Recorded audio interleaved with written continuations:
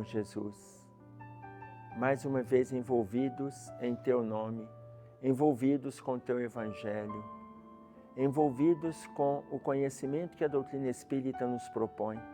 Estamos aqui reunidos com a disponibilidade de continuar o aprendizado, mas não para alimentarmos o campo teórico já construído em passado distante, mas sim nos envolvermos com a prática, na sua forma mais simples do entendimento e que o Senhor nos deixou como exemplo.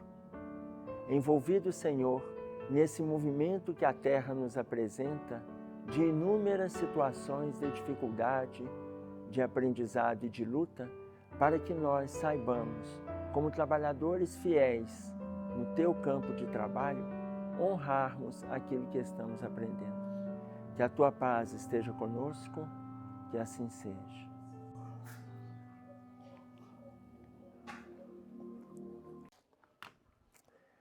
Nós estamos acompanhando o livro Religião dos Espíritos. Hoje nós vamos trabalhar um capítulo 60, que se chama Estranho Delito. Estranho Delito. O que é um delito? O que é delito? Um crime. Delito é um crime. Olha, a gente não precisa perguntar se vocês lembram de algum crime na Terra. Precisa fazer essa pergunta? Não. Todo mundo lembra de pelo menos um? Ok. Qual o crime mais estranho que a gente lembra ou que a gente já estudou que aconteceu neste planeta? Mais estranho, que Emmanuel chama, inclusive, eu estou falando de estranho porque o Emmanuel chama de estranho delito. O mais estranho. Lembrem de crimes. Ó, só de ser lembrança, vocês já precisam fazer uma reflexão. Só de ser lembrança. Não é coisa que a gente, na nossa encarnação aqui, que a gente vivenciou. Por quê? Porque existe uma distância entre memória e história. Memória e história é a mesma coisa? Não. Memória e história não é a mesma coisa. Tanto que quando eu pergunto a vocês, quem lembra, por exemplo, aonde estava quando Hitler se suicidou? Alguém lembra aonde estava? Não. Isso para nós é história, não é memória. Se eu pergunto para vocês aonde vocês estavam quando vocês assistiram o desencarne, quando escutaram falar de Ayrton Senna, todo mundo vai lembrar onde estava? Quem lembra onde estava? Levanta a mão para mim. Todo mundo lembra onde estava, o que estava fazendo, quando escutou falar. Isso é memória. Memória é aquilo que a gente vivenciou. História é aquilo que a gente estudou. História. Então, um delito estranho, um crime estranho. O texto se chama Estranho Delito. Qual delito mais estranho que a gente já vivenciou na história deste planeta? Escravidão. Hã? A escravidão. A escravidão? Qual que é? Acho que é a crucificação de Jesus. A crucificação de Jesus?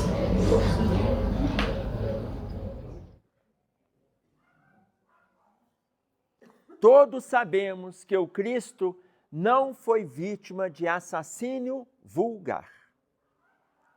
De todos os crimes que a gente escutou falar nesse planeta, gente, de todos os crimes, o de Jesus é o que soa para nós mais estranho, porque qualquer outro crime, qualquer, seja nesta encarnação que a gente tem assistido, coisas de passado, todos têm um histórico de envolvimento de alguma forma, porque nós estamos falando de reencarnação. Qualquer outro crime. Mas o de Jesus, que estava vindo à Terra pela primeira vez para fazer o que ele fez, e passou por tudo que ele passou, que a história mostra para nós. Está claro? Por isso é que Emmanuel chama de estranho delito. E ele faz referência à pergunta 798 de O Livro dos Espíritos. E eu quero trabalhar com vocês a influência do espírito no progresso. Olha a pergunta 798. O espiritismo se tornará crença comum ou ficará sendo partilhado como crença apenas por algumas pessoas? O Espiritismo, uma hora, um dia, uma época, ele vai se tornar uma crença comum ou ele vai ficar restrito a algumas pessoas? O que vocês acham? Ele vai ser crença comum? Vai. Então deixa eu deixar clara a pergunta. Não é só porque a questão dele se tornar crença comum é uma coisa. A outra é, vai se tornar uma religião comum? Ótimo. Isso tem que ficar claro. É diferente uma crença comum de religião comum? É. Religião comum significa que todos vão seguir a mesma religião. Isso não. Isso não vai acontecer com o Espiritismo nunca. E com religião nenhuma. Por quê? Porque as religiões são de conformidade com épocas, mudam conforme as gerações, mudam conforme os grupos, os líderes, mas todas têm seus conceitos. Então, quando ele fala crença comum, vamos pegar uma das coisas mais comuns do Espiritismo. A coisa mais comum do Espiritismo, a ideia mais comum do Espiritismo, reencarnação. Quem trouxe para nós reencarnação? Foi o Espiritismo? Não. Foi Jesus? Não. Aqui, Jesus falou de reencarnação. Ele falou, nós vamos trazer a ideia aqui. Mas, antes ainda de Jesus, o hinduísmo, ele já falava sobre isso. Está claro? Eles já falavam, seitas na Índia, na China e no Japão, já falavam a respeito da reencarnação. Já falavam de ir e voltar. E às vezes até a forma deles falarem, você vê que os egípcios, muitos deles, o que os faraós pensavam? Eles tinham que conservar o corpo deles dentro das pirâmides. Para quê? Para o espírito voltar. Olha os egípcios falando de reencarnação, antes de Jesus. Antes de Jesus. Ou seja, isso é uma crença que está se tornando comum, crença comum. Entenderam? Mas isso não é o Espiritismo, mas já está se tornando uma crença comum.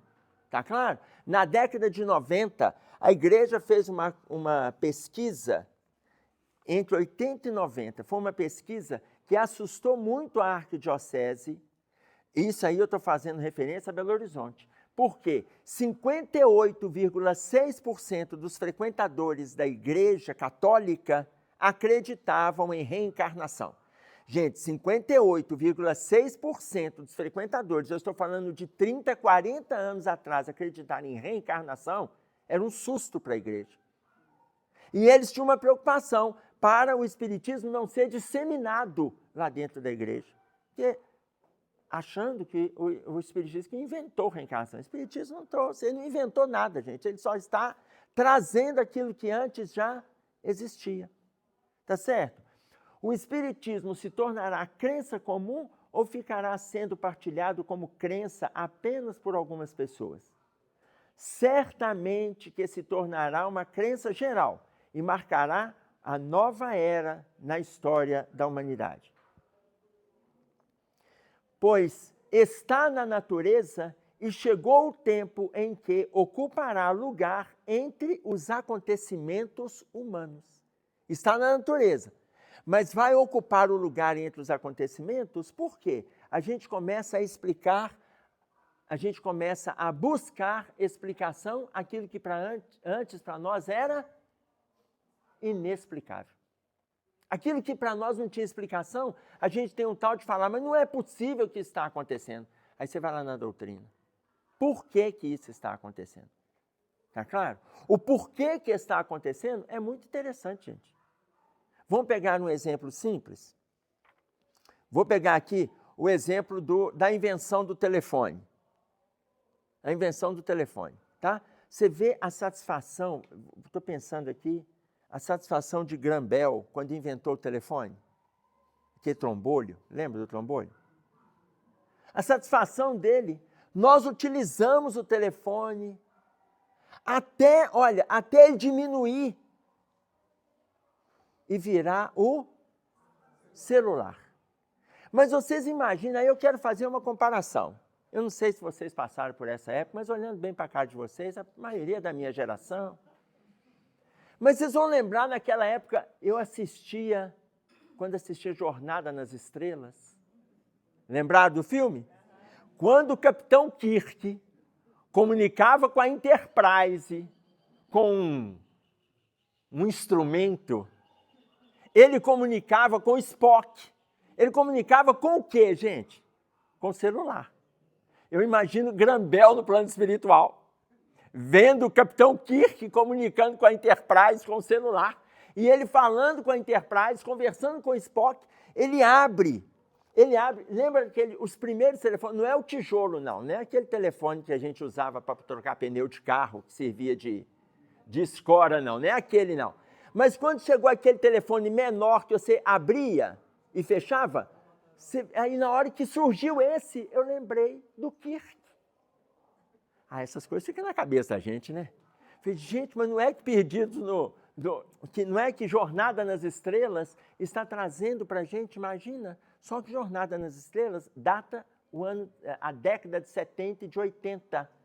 Esse celular, ele chegou aqui depois do ano 2000, comunicando com a Enterprise. Você imagina se naquele celular lá, de Jornada nas Estrelas, ainda visse a imagem. Aí que a gente acha loucura, não ia? Hoje a gente vê a imagem. Tá claro? Você está conversando com a pessoa e vê a pessoa, e ela ainda filma aonde ela está. Me passa o seu localizador. Ô, gente, isso para casais é ótimo, né? Me passa o seu localizador. Oi? Saiu uma figurinha na internet do desenho animado dos Jetsons, porque lá ele fazia o que depois na pandemia a gente começou a usar, que é chamada de vídeo, né? Ele, lá nos Jetsons tinha o celular, a chamada de vídeo, a questão dos drones, que hoje a gente vê. Então cita nessa imagem aí na internet 6 previsões de futuro dos Jetsons, do desenho animado. Desenho animado. Hoje. Os Simpsons Os Simpsons é um dos desenhos que mais prevê o futuro. Olha Ele que prevê mente. até eleições, guerras. Olha que mente mais criativa. Tá claro? Hoje a gente começa a associar aquilo que nós estudamos lá atrás. Por que nós estamos fazendo esta colocação? Porque pela fala do Livro dos Espíritos, as coisas vão acontecendo e a gente vai querer descobrir o porquê. Aquilo que na nossa cabeça não tem entendimento e a gente tem que ir atrás da resposta, o Espiritismo já começa a ocupar o lugar entre os conhecimentos humanos. Isso é evolução nossa. Está claro? E aí ele continua. Terá, no entanto, que sustentar grandes lutas, mais contra o interesse do que contra a convicção, porquanto não há como dissimular a existência de pessoas interessadas em combater o espiritismo, umas por amor próprio, outras por causa inteiramente materiais. Continuando ainda na explicação. Muitos irão combater, uns por amor próprio, outras por interesses materiais. Vamos voltar um pouquinho. Quando vocês comentaram lá que Jesus veio falar de reencarnação.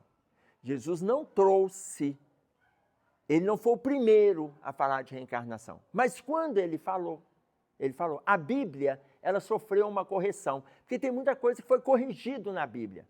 Mas no império do governo Justiniano, e aí eu estou fazendo referência por volta do ano 550 aproximadamente, 550, 540, quando começa o governo Justiniano, no segundo encontro de Constantinopla, Constantino, que fundou Constantinopla, aliás, a ideia de fundar Constantinopla é para trazer um centro comercial nas regiões da Itália. Ele estava tirando a cidade de Bizâncio, ele não criou uma cidade nova, ele apenas mudou o nome da cidade, e aí veio Constantinopla. Veio o primeiro encontro de Constantinopla, que é o Concílio de Constantinopla, teve o segundo. Neste encontro que estava acontecendo, que eles não deram o nome de concílio, foi em 553, esse já foi promovido por Justiniano, depois de Constantino II, mas foi Constantino I, um dos grandes divulgadores do cristianismo, porque ele se tornou cristão no império dele. ele se tornou cristão. Mas o governo Justiniano, ele tinha uma esposa que se chama Teodora, se chamava Teodora. Teodora, muito intelectualizada, uma mulher de muita luta, influenciava no governo, lutava pelos direitos da mulher, ela tinha muito envolvimento com o poder. Esposa de Justiniano. Aí, no encontro que teria em Constantinopla, ela pegou e colocou para o marido dela que ela fazia questão que neste encontro tivesse uma modificação na Bíblia. E Justiniano a atendeu. A modificação é tirar toda a ideia sobre reencarnação, toda a ideia de reencarnação que é falado na Bíblia, que ela não aceitava. Para acontecer esse encontro, ela participaria desse encontro, mas tinha que tirar toda a ideia de reencarnação. E Teodora tinha uma posição muito firme e Justiniano a escutava, embora ele sabia que não tinha necessidade daquilo, mas ela tinha dois medos. Primeiro, ela tinha medo de voltar negra na outra encarnação, que além dela ser uma pessoa que batalhava muito, ela era racista, e ela não queria voltar negra. E o segundo, de voltar pobre, porque ela era rica e ela detesta pobre. Tá claro? Então, ela queria que tirasse a ideia de reencarnação da Bíblia para ela não voltar nem preta nem pobre. Olha o poder.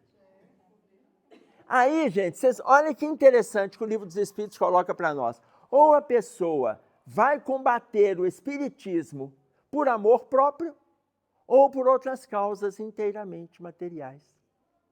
Lembrando Teodora, tá? Questões absurdamente pessoais. E ela foi lá e fez mudanças. E aqui não existia ainda o espiritismo, que eu estou falando do ano de 553 da era cristã, ok? Porém, como virão a ficar insulados, como as pessoas que combaterem, que brigarem, que criticarem, ficarão insulados, seus contraditores se sentirão forçados a pensar como os demais, sob pena de se tornarem ridículos. Você acaba tendo que entender. Acaba tendo que aprofundar. Para não se tornar ridículo. Por quê? Porque senão você vai ficando fora de um contexto. Tá? Nós temos pessoas assim do nosso núcleo, muitas vezes familiar. Que você participa, o marido participa, a esposa participa, filhos participam. Aquele que não participa, é difícil até ele se posicionar. Por quê? Porque de hora em hora, daí a pouco você vai deixando a opinião dele de lado para evitar contenda.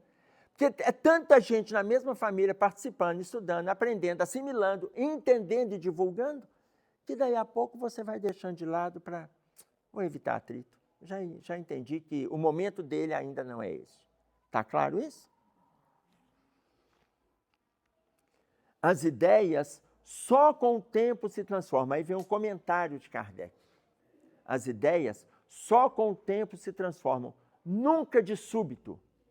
De geração em geração, elas se enfraquecem e acabam por desaparecer paulatinamente com os que as professam, os quais vêm a ser substituídos por outros indivíduos imbuídos de novos princípios, como sucede com as ideias políticas. Devagarinho as ideias vão mudando, devagarinho, tá? A gente pode pegar o exemplo que a gente já comentou outras vezes, que é aquelas propagandas mais comuns que a gente tem, que são as propagandas de cigarro. Tá certo? Propagandas de cigarro. Desapareceram as propagandas de cigarro na TV? Desapareceram nos carros de Fórmula 1? Desapareceram. Na década de 70 e 80, o Brasil ele recebeu, a Federação Internacional de Automobilismo recebeu advertências para diminuir as propagandas de cigarro. O Brasil, na década de 90, ele tirou as propagandas de cigarro da televisão. Ele tirou as propagandas de cigarro da televisão. 2006, a Federação Internacional, ela extinguiu as propagandas nos veículos. E os patrocinadores teriam que ir, os donos das empresas, né, das companhias que participavam das corridas, teriam que ir atrás de outros patrocinadores que não poderia ser o cigarro. Mudou. Mudou. Tá claro? Hoje você entra em auditórios, antigamente estava escrito o quê? Proibido fumar. Mas só depois que veio a lei. No Brasil, veio na década de 70, 80. Proibido fumar em recinto. Aí o pessoal criou o fumódromo. Fumódromo. Ah, já que não pode fumar lá dentro do auditório, aqui fora deve. Aí criaram o fumódromo. Você vai em hotéis, tem hotéis que tem varandas, que são fumódromos. Tá claro? Para aqueles que são fumantes. Então, antes estava escrito proibido fumar. Passou o tempo, já não fala mais proibido fumar. Hoje, muitos lugares ainda está escrito, ainda tem a placa, às vezes antiga, mas tem lugares que está escrito, pede-se não fumar. E tem local que não tem mais. Hoje, em ônibus, é mais difícil você ver. Está claro que é proibido fumar. Todo mundo já sabe. Ou seja, para essa lei se configurar nos dias atuais, demorou 40 anos. 40 anos, gente. É assim que funciona. Não adianta a gente achar que é uma lei e vai. Tá? Ah, porque está feita a lei, então já vai ser mudado. Não vai. Assim são os conceitos, e é isso que ele coloca aqui. Paulatinamente, com os que as professam, vão sendo substituídos. Devagarinho vai sendo substituído. Tudo bem? No Brasil ainda é interessante, porque nós temos as formas nossas de lidar com a lei. Né? Nós temos o nosso jeito de lidar com a lei. Né? O brasileiro tem um jeito diferente. Um jeitinho que é nosso, esse é nosso, é próprio, esse é da terra. Tá certo? E aí um amigo veio aqui, um amigo que morou nos Estados Unidos, ele recebeu os colegas, né? Eles foram para o bar, aí chegaram lá no bar, estava escrito assim, é expressamente proibida a venda de bebida alcoólica para menor de 18 anos. Aí o amigo americano perguntou para ele assim, por que está escrito que é expressamente proibido vender? Aí esse amigo que é brasileiro falou assim, não, porque é expressamente proibido. Mas por que está escrito expressamente proibido? Ele falou assim, porque é tão proibido, mas tão proibido que é expressamente proibido. Ele falou assim, mas lá nos Estados Unidos está escrito assim, é proibido fumar, é proibido vender bebida alcoólica para menor de 18 anos. Ele falou, não, é porque nos Estados Unidos, eu também morei lá, ele falando, lá está escrito, é proibido vender bebida alcoólica para menor de 18 e todo mundo respeita. Aqui não, aqui quando está escrito que é proibido, vai ser vendido, mas tem cuidado, hein? Não vai contar que sou eu, não. Mas quando fala é expressamente proibido, essa pessoa já foi visitada pela vigilância sanitária ou fiscalização, já tomou multa, agora ele bota lá na placa, é expressamente. Nós não temos jeitinho de lidar com a lei. Não há hoje mais quem professe as ideias religiosas dos tempos pagãos. Todavia, muitos séculos após o advento do cristianismo, delas ainda restavam vestígios que somente a completa renovação das raças conseguiu apagar. Coisas lá da época do paganismo, hoje não tem divulgação mais. Mas você imagina, vamos pegar exemplos simples.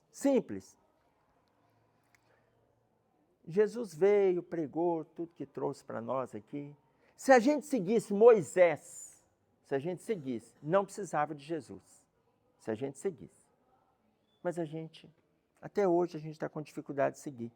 Um exemplo simples que a gente está assistindo aí hoje na Terra.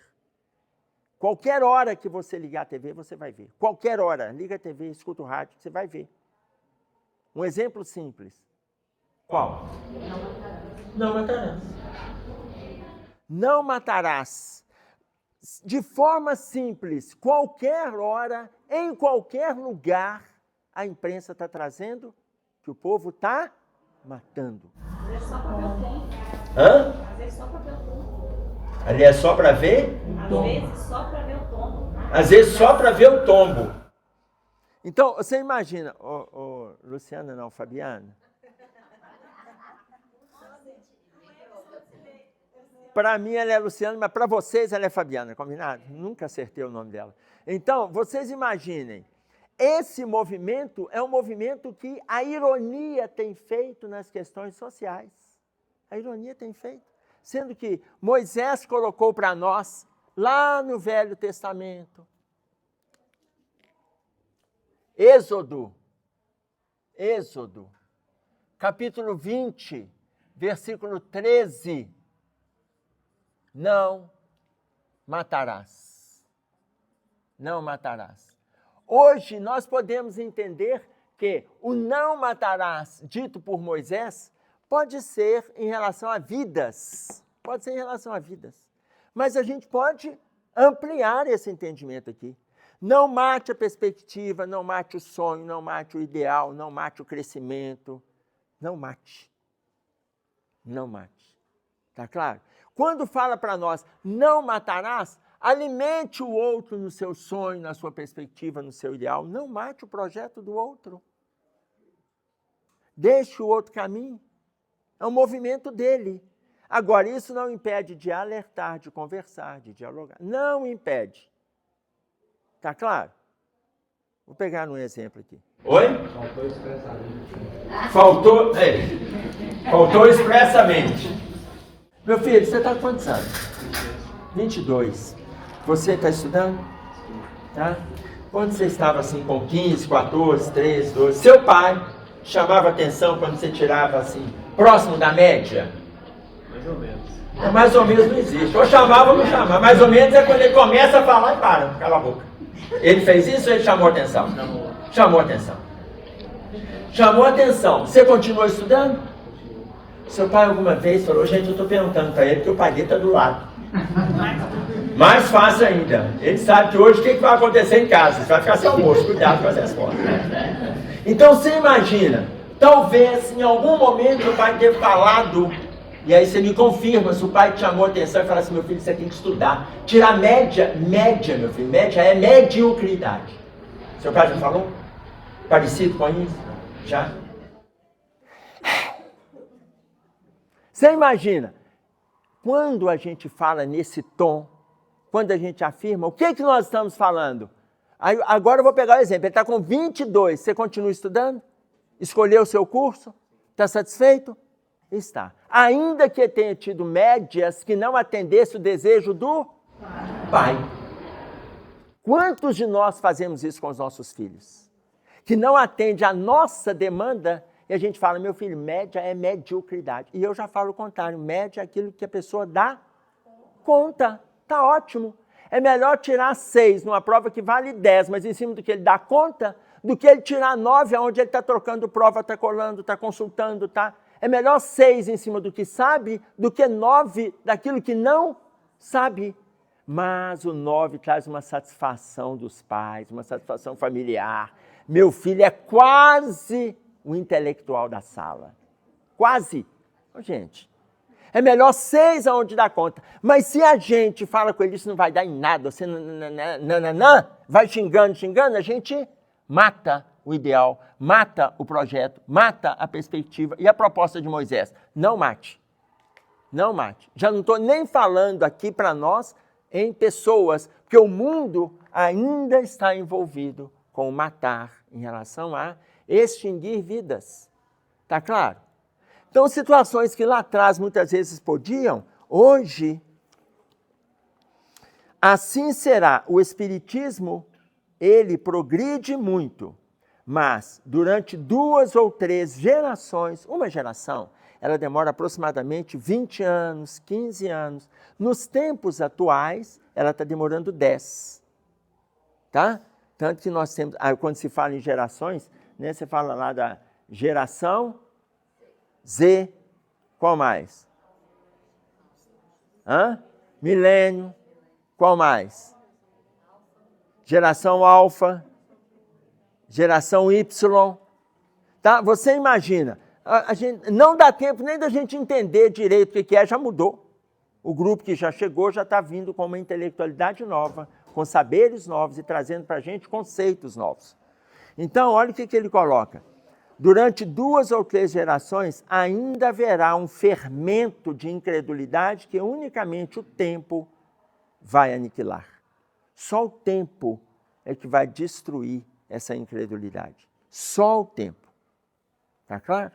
Se é só o tempo, gente, não precisamos nos preocupar. Nós não vamos converter ninguém. Aí Joana de Ângeles diz assim, se você, no final desta encarnação, se você der conta de se salvar, já está de bom tamanho.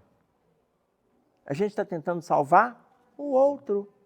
Se quer salvar marido, quer salvar filho, quer salvar cunhado, tá? quer salvar a sogra.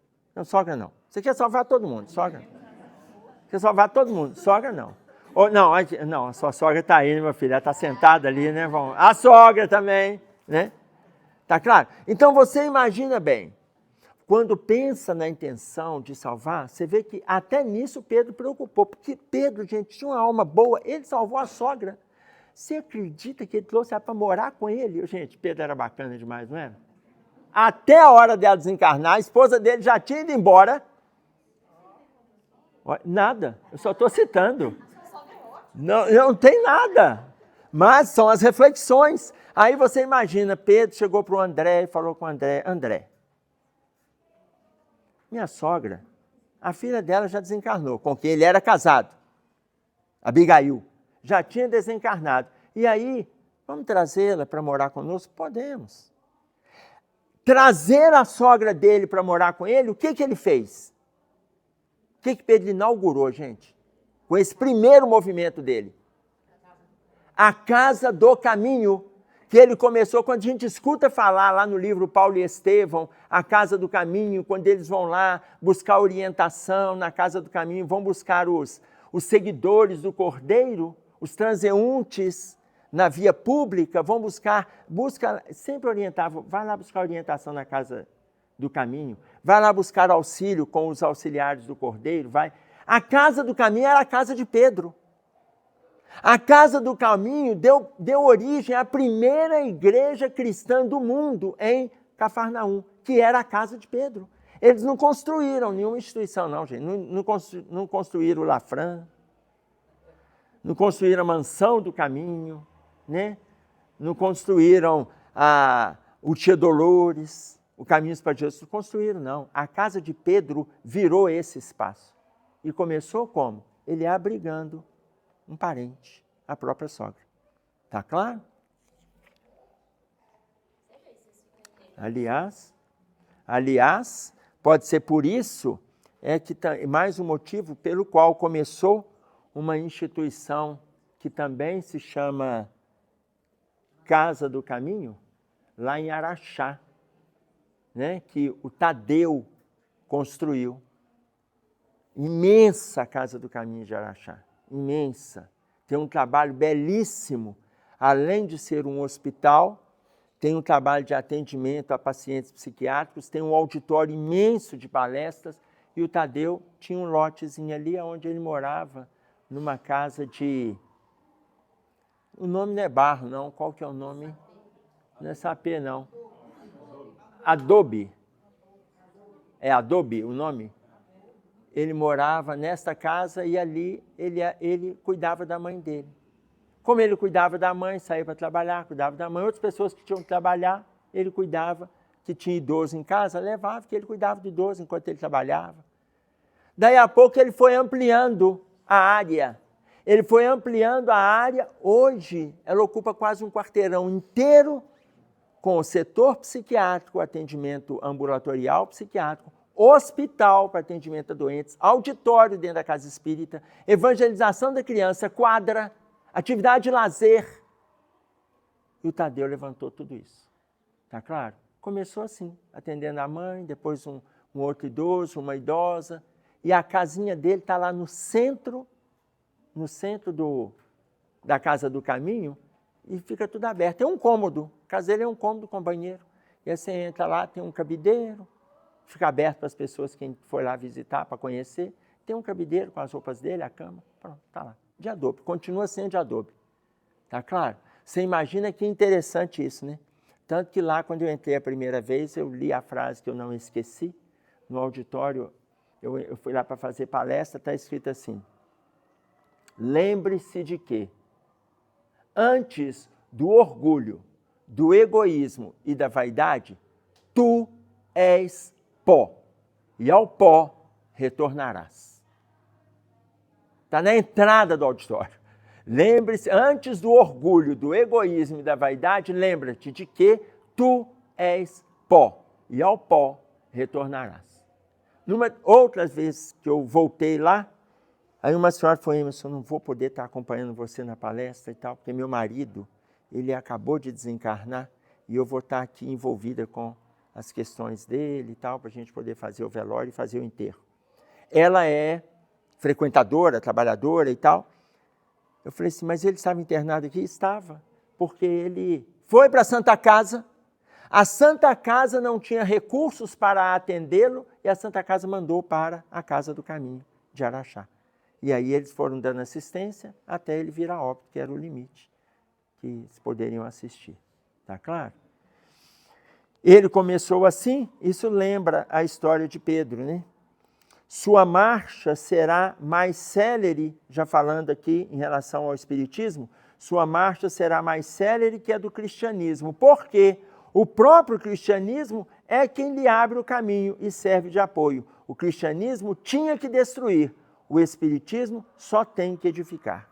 O cristianismo tinha que destruir conceitos, tinha que destruir ideias, tinha que destruir posicionamentos, tinha que destruir posturas. O Espiritismo não. Ele só vem edificar aquilo que o cristianismo veio apresentando como sendo novo. Está claro isso? Aí nós vamos trazer o texto. Qual que é o capítulo mesmo? Estranho delito. Observando a hostilidade manifesta que vem sofrendo a doutrina espírita, desde a enunciação dos seus princípios com Kardec, estudemos o motivo pelo qual teria sido Jesus condenado na barra dos tribunais humanos. Todos sabemos que o Cristo não foi vítima de assassino vulgar.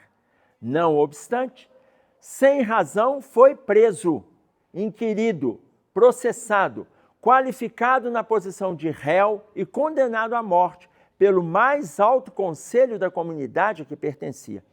O que é interessante nós entendermos aqui como sendo o estranho delito? Porque a ideia de ser estranha é porque delitos na Terra já aconteciam, continuaram acontecendo e ainda teremos muitos, centenas pela frente. Mas todos nós temos algum vínculo com as situações criminógenas que estão aí, todos nós temos algum vínculo. Se nós formos acometidos por alguma situação criminógena, não é gratuito. Não é gratuito. Só para Jesus que era gratuito. Porque ele veio para a Terra pela primeira vez, veio só uma vez. Tá claro? Ele não tinha vínculos passados. Nós temos. Entenderam? Ah, mas nós temos? Como é que a gente sabe que a gente tem? Basta nós pegarmos a fala de Emmanuel. O que Emmanuel fala da evolução de Jesus? O que Emmanuel fala da evolução dele? Jesus teve uma evolução em linha reta. A evolução de Jesus se perde. Não temos como definir a evolução de Jesus. Mas Emmanuel, só para a gente entender quanto tempo ela se perde, o que Emmanuel fala? Ela se perde na poeira dos sóis. A gente imagina quantos milhões de anos, quantos bilhões de anos para um sol desaparecer. A evolução de Jesus se perde na poeira dos sóis. Ele ainda coloca em plural. Mas qual que é a diferença da caminhada dele e a nossa? Não tem quase nenhuma. Tá? Só para vocês entenderem que ela é muito parecida. Na criação ela é muito parecida. Na criação. A de Jesus ele foi caminhando. Chegou aqui e teve um problema. Aí ele poderia continuar em linha reta ou ele poderia ter pego uma outra estrada. O que Jesus fez? Chegou aqui e teve um problema. Ele poderia continuar em linha reta ou pegar um atalho. O que ele fez? Chegou aqui e teve um problema. Ele poderia continuar em linha reta ou poderia pegar um atalho. O que ele fez? Entenderam como é que foi a caminhada de Jesus? Em linha reta. Gente. Tá mais reta, né? Tá assim, muito, mas vocês estão entendendo, né? Que a caminhada dele está em linha reta aqui. A nossa também, igualzinha dele no início. Simples e ignorante. Tá mais fácil falar simples e ignorante. Tá? Mas a caminhada é igual. Simples e ignorante, simples e ignorante. A nossa, a gente foi fazendo. Aí aqui a gente teve um problema. A gente podia escolher continuar em linha reta ou a gente escolher um atalho. O que a gente escolheu? Atalho. Isso. Aí no atalho a gente vai descendo, vai descendo, vai descendo. E pega outro atalho. Cheio de rotatória no atalho. Vocês estão complicando a caminhada de vocês. Eu estou tentando aliviar, peraí. Aí imagina. Lá embaixo a gente entende que está muito doído. Está muito doído. Só que está tão doído que a gente resolve subir. Só que para a gente subir, nós vamos ter que corrigir a descida. E aí a gente começa a fazer a nossa subida em espiral.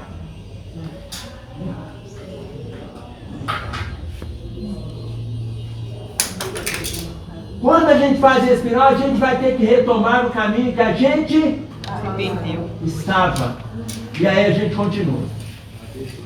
Quando chega aqui, vem um outro problema. A gente pode seguir o caminho em linha reta ou pode pegar um e a gente vai descendo. Chegou lá embaixo, começa o sofrimento. Vem a dor. O que irmão José coloca para nós no livro de Ânimo Firme, no capítulo 11? Lembram? Eu não acredito. Ele coloca para nós: aquele que não faz o caminho por amor, vai aprender pela dor. Aí a gente começa de novo, para retomar, e a gente vem em espiral. Olha, Emerson, por que a gente vem em espiral e não sobe de uma vez em linha reta? Porque a gente começa a sofrer e começa a falar assim: mas não é possível que eu tenha que passar por isso. Aí desce mais um pouco. Aí você fala assim: não, mas eu tenho que passar por isso. Aí sobe de novo. Aí chega lá e fala assim: mas também olha esse povo que Deus me colocou. Desce de novo. Aí você vai se revoltando, vai espirilando. E aí a gente vai subindo em espiral. Quando chega lá em cima, você volta onde você desceu e vem corrigindo. Chega aqui, tem um outro problema. Pega a linha reta ou desce? Até o pincel não está dando conta mais. E aí começa a subir. E vai subindo. E vai subindo. Volta onde você estava, corrige, retoma. Foi aqui que você teve um deslize? Volta. Ô, gente, olha a caminhada de Jesus.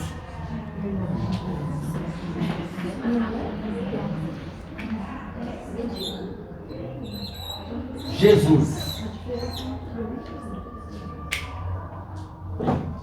Olha a nossa. Vários cachos de uva.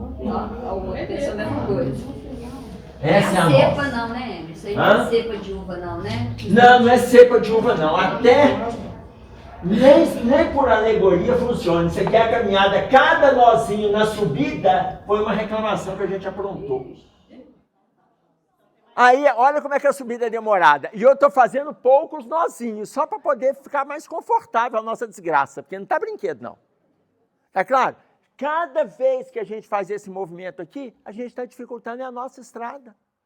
Aí o Emmanuel coloca: Jesus teve a caminhada em linha reta. Toda vez que apareceu um problema, ele optou por fazer o certo. A gente opta pelo atalho. Aí a gente vai lá no atalho, aí reclama, vai fazendo voltinha. Porque a própria palavra reclamar já está errado, gente. Por quê? Se o reclamar, a nossa questão é clamar. Clama por Deus, segue em frente, trabalha, luta, faz e acontece. Pronto, acabou.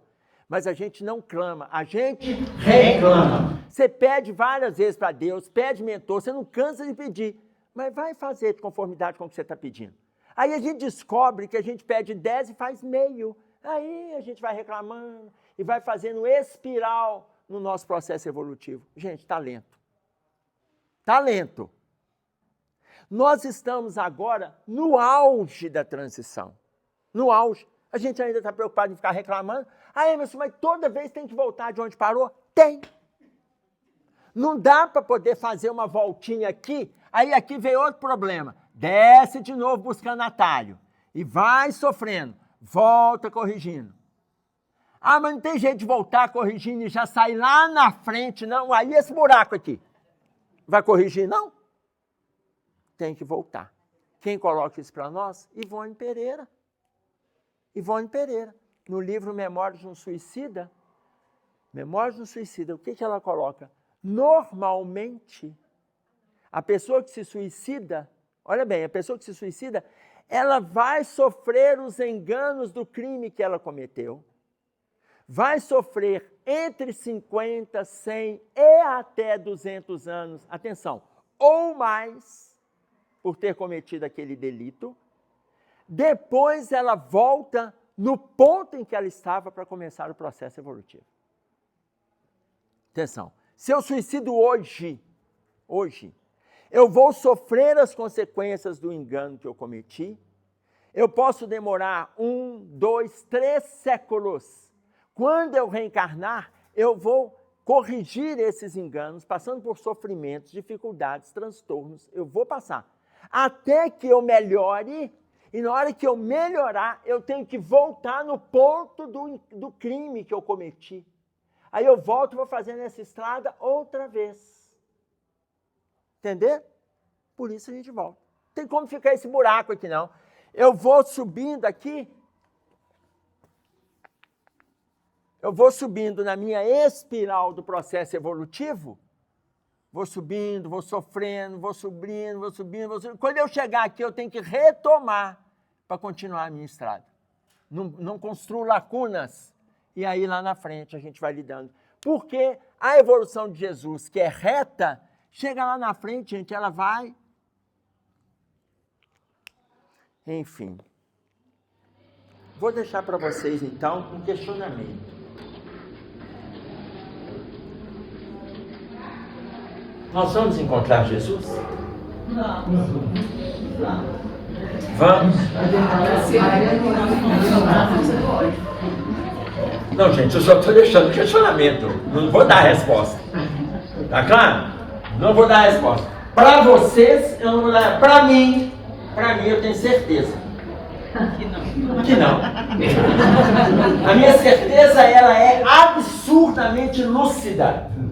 Eu tenho certeza que não. Ele fez em linha reta. O que ele faz hoje, eu estou aqui, nesse giro. Eu vou... Não dá para crer. Vai que ele senta um pouquinho no caminho. Vai que ele senta e espera. Gente, mas senta e espera tem um significado mais profundo que o da Terra. Senta e espera. Porque o nosso senta e espera é assim, 1 dia, 2. Ele vai esperar milhões. Pode se compadecer e tentar nos resgatar. Ele não foi lá em Judas. Ah, mas ele vai resgatar. É Judas, né, gente? E a lacuna? Não, nem Judas é Judas. Ele resgatou Judas? Não, foi visitar. Uma coisa é caminhar junto, não tem condição. É, caminhar. Outra coisa é encontrar. Pronto. Tá ótimo aí, ó. Olha o conforto para o nosso brasileiro. E olha que ele nem fez direito, não é advogado de defesa. Uma coisa é caminhar junto, ele caminha junto, ou seja, ele manda assessores, mentores espirituais. Encontrar com Jesus, cada um com a sua certeza. Você viu que na hora que eu fiz a pergunta, alguém respondeu, vamos. Quem que é essa alma? É você, Fabiana. Ele já deve estar até te esperando. Ô pai, Oi. lá na evangelização infantil, a Sandra fazia uma comparação que está bem de acordo com a sua convicção de que na nossa evolução a gente está aprendendo a andar, é um bebê engatinhando. E Jesus está no carro de Fórmula 1, então a gente nunca vai chegar. Quando a gente chegar no carro, ele já está... Só quando a gente chegar no carro, olha só, a gente, lá na evangelização, já aprendeu, não aprendeu? Lá na evangelização, a evangelizadora, que é a Sandra, colocava que a gente está engatinhando e Jesus está num carro de Fórmula 1. Quando a gente chegar no carro, imagina ele já no Fórmula 1 e a gente engatinhando. Veja, quando a gente chegar no carro, gente, mas não é no carro de Fórmula 1, chegar no Fusquinha 66, depois você passar para uma Kombi 72, depois um Chevette 79. Tá claro? Você vai subindo, vai melhor. Quando você chegar no carro de Fórmula 1, gente, Jesus está no trem bala. Ó, e a Natália lembrou aqui que na matemática duas paralelas nunca se encontram. É a sua evolução e a A gente vai chegar onde ele tá, mas ele não vai estar muito. gente, vocês estão viajando muito, né? Mas na matemática, a matemática diz... Ele não vai Ele pode voltar, é uma missão pequena e voltar. A gente não vai encontrar ele nunca, mas ele tem condição de voltar no carro de Fórmula 1. E ele vai voltar. Com tantos acertos. Gente, agora nós vamos discutir o que nós vamos fazer com Jesus. E ele vai voltar. Olha, gente, nós vamos cometer de novo um estranho delito, trazer Jesus para a Terra nesse contexto. Ele manda assessores. E na matemática, duas retas, olha, na matemática, duas retas só para os matemáticos, ok? Não entendamos isso. Duas retas se encontram no infinito. Gente, duas paralelas se encontram no infinito. Só na matemática, tá? Só eles é que acreditam nisso. A sentença, olha bem, o libelo, a exposição articulada, não permaneceu circunscrita ao âmbito religioso da nação israelita. A sentença foi conduzida à ratificação do arbítrio romano na pessoa de Pilatos, submetida à consideração da autoridade provincial na presença de Antipas, em seguida exposto ao veredito da multidão. Eu estendi na explicação da pergunta e da resposta e tal, porque o texto é um texto trazendo histórico de Jesus.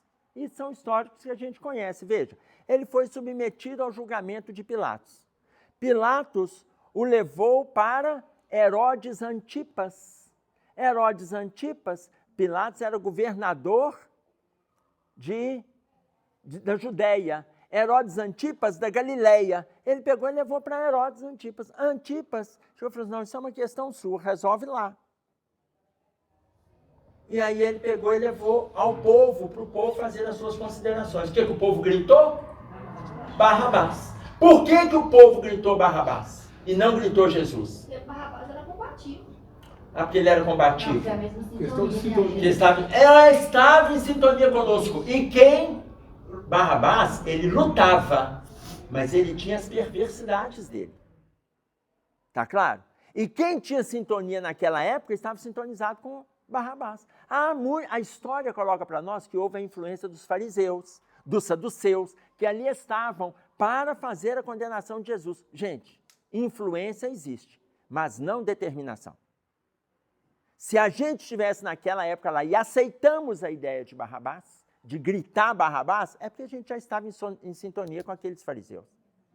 Porque, ainda que nos sugerisse, a gente podia ter negado. E eu vou gritar Jesus, ainda que que ele seja libertado. Eu vou gritar, mas a minha índole ali não permitia. Tá claro? Entre todos os poderes a que Jesus foi apresentado, não se tem notícia de nenhuma voz que se levantasse para defendê-lo.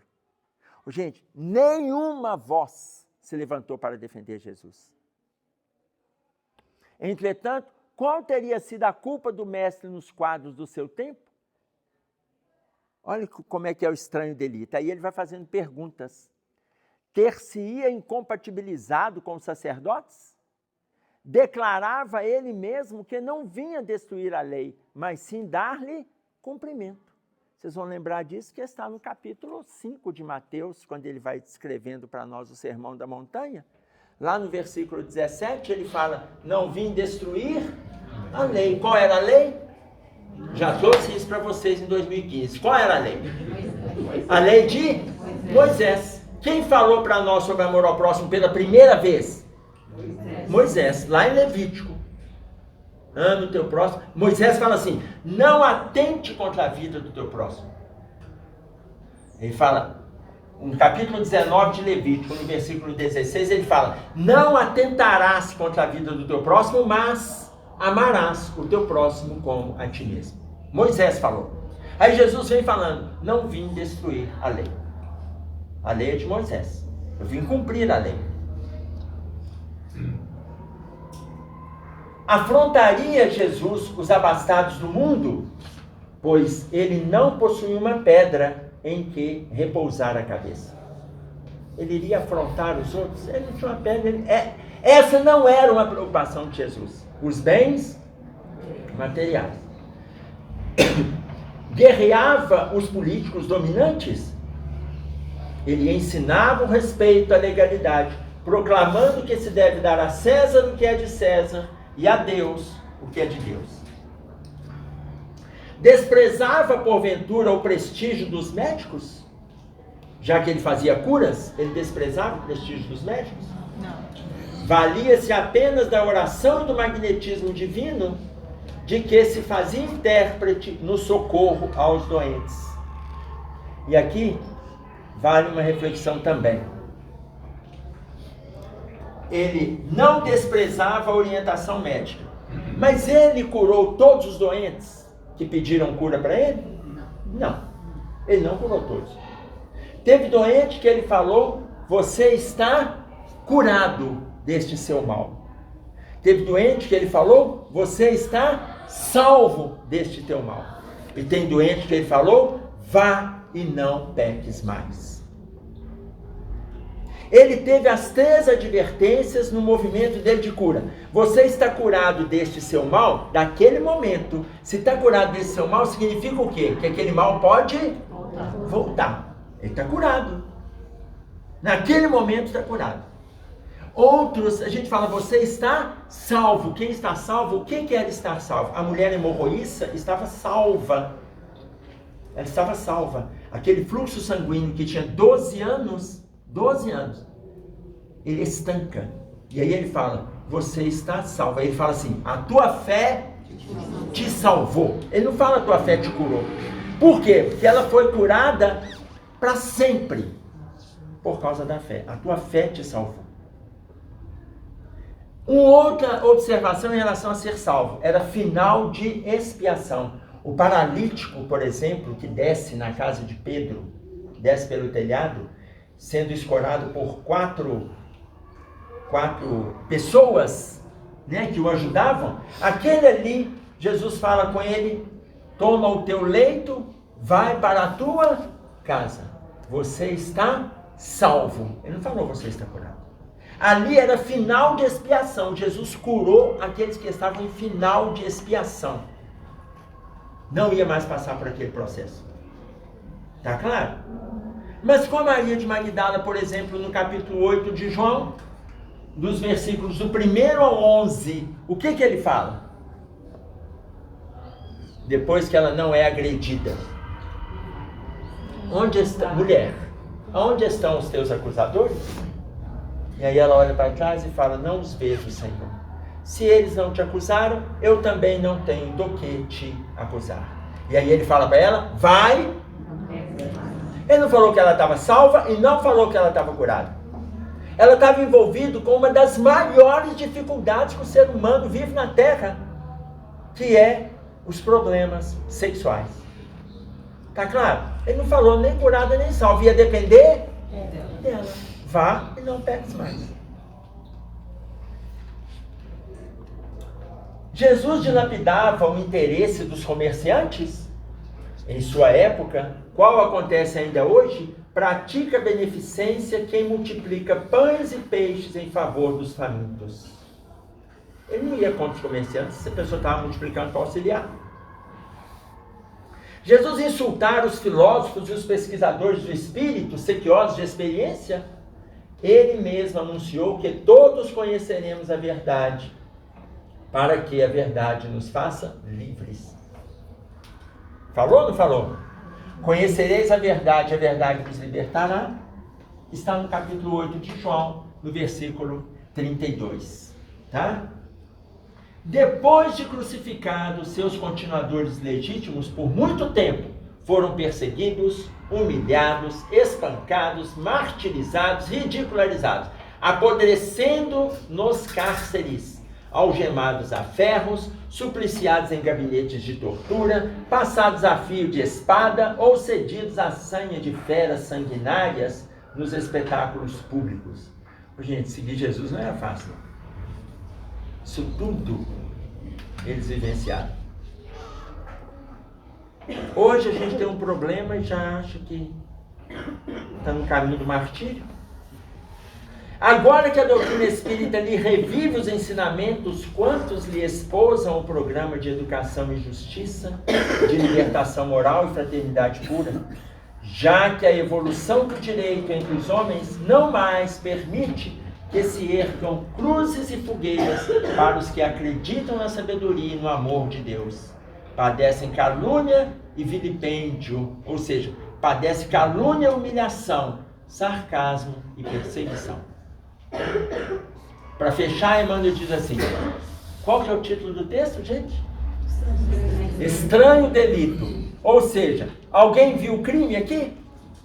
Não. Pelo contrário, ele foi mostrando tudo que contraria aquilo que poderia ser considerado crime na época. Isso, porém, acontece simplesmente porque a infração do espiritismo, que reverencia a religião, ilumina a filosofia e venera a ciência, tanto quanto o delito de Jesus e de seus genuínos seguidores nos primeiros 3 séculos do cristianismo apostólico, é o de combater o cativeiro da ignorância e o império do vício, a sombra da mentira, o domínio da opressão, ajudando a alma do povo a sentir e a raciocinar. Então ele faz uma comparação do espiritismo, não trazendo da mesma forma que os cristãos daquela época viveram. Foram vilipendiados, agredidos, humilhados, explorados, presos, aferrados, todos. Mas ele coloca o quê? O espiritismo, ele não está contrariando nada do que está aí, apenas esclarecendo os cientistas, ampliando a filosofia e somando com a religião, com as religiões. Nada de diferente. Tá claro? Por que condenar ou os outros condenarem? Que foi o pânico da igreja na década de 80 e 90? Por que condenar? Com o que a gente está recebendo aí hoje no dia a dia. Não faz sentido. Tudo bem? Mas entendamos que quando ele fala estranho delito, ele faz referência a Jesus. Os delitos que acontecem aí, nada de estranho. Tá claro? O que a gente está assistindo está de conformidade com as situações passadas que a gente já viveu lá atrás, situações que a gente plantou, e a lei de ação e reação vai nos responder. Ficou claro? Pergunta que não quer calar. Não vai encontrar. Pergunta que não quer calar. A gente vai encontrar com Jesus? Encontrar com Ele. Vai não. Eu não vou. Não, gente, aqui. O texto chama estranho delito, por tudo que ele passou. Vou deixar para vocês pensarem se a gente vai encontrar com ele, combinado? Cada um com a sua certeza. Hã? Se você encontrar, você não me encontra? Não, porque se você encontrar, você não vai nem voltar para me encontrar, e já não tem tempo mesmo. Vai ter sua chance.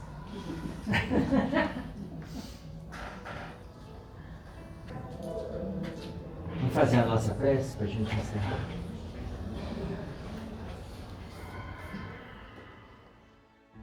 Pai nosso que estás nos céus, santificado seja o teu nome. Venha a nós o teu reino, seja feita a tua vontade, assim na terra como no céu. O pão nosso de cada dia nos dai hoje. Perdoe as nossas dívidas, assim como nós perdoamos os nossos devedores. Não nos deixeis cair em tentações, mas livra-nos do mal, porque teu é o reino, o poder e a glória. Com essa prece, Senhor, estamos encerrando o nosso estudo desta manhã de domingo. Fique conosco, que assim seja.